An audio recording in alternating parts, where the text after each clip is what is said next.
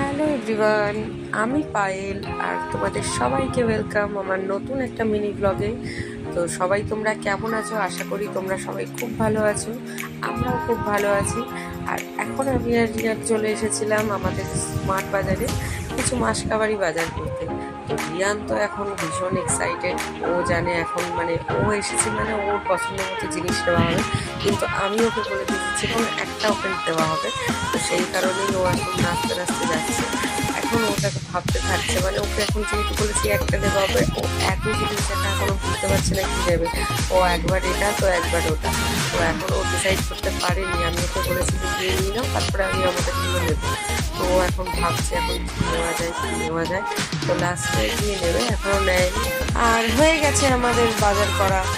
আর রিয়ান এখন দেখছে কি কি নেওয়া হয়েছে, ওর কি কি নেওয়া হয়েছে সেগুলো ভালো করে কাউন্ট করে দেখছে। তাই এখন বলছে এটা আমার, আর